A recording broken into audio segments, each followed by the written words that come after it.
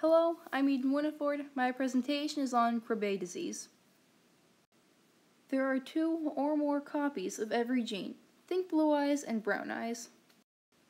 People who have one of each copy are called heterozygous. In people who are heterozygous, you can only see one copy of the gene that overpowers the other. The gene you can't see is called recessive, but it's still in the person's DNA. 2 parents are heterozygous for Krabbe disease. Krabbe disease results from a mess-up in chromosome 14. Remember, chromosomes contain our DNA and make up our genes. They have a 25% chance to get a child without Krabbe disease at all. They have a 50% chance to get a child who is completely healthy but still carries one Krabbe disease gene just like themselves.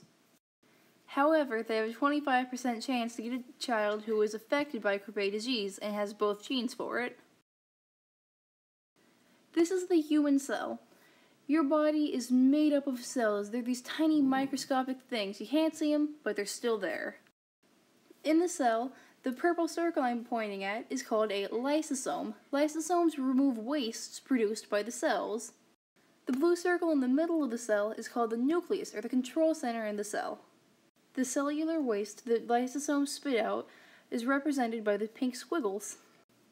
There is one particular kind of enzyme that's responsible for breaking down wastes, and it's called Gal-C.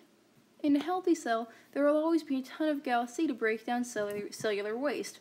Gal-C is represented by the tiny Pac-Men. However, in someone affected by Krabbe disease, their body won't produce enough Gal-C to break down all of the cell's waste. Over time, that waste is going to build up. Neurons are brain cells. They're represented by the big blue cell that's going to be in the next slide. In a healthy person, neurons are connected by pathways to transmit electrical impulses, which are also known as thoughts. These pathways have a special kind of armor called myelin. Myelin absorbs the electricity and protects the cell against it. In a person with Krabbe disease, the built-up cellular waste eats away at the myelin covering.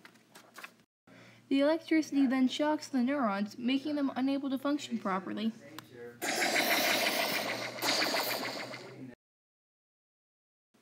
Over time, the effects of Krabbe disease get more and more severe on the body. The person loses the ability to speak, cannot move, and cannot see. At its most critical stage, Krabbe disease prevents the person from performing critical life functions like beating their heart. This results in death.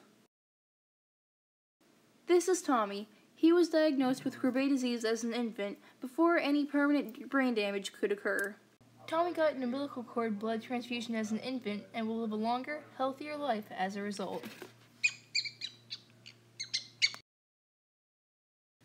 Harry, however, wasn't diagnosed early enough and died at the age of 1.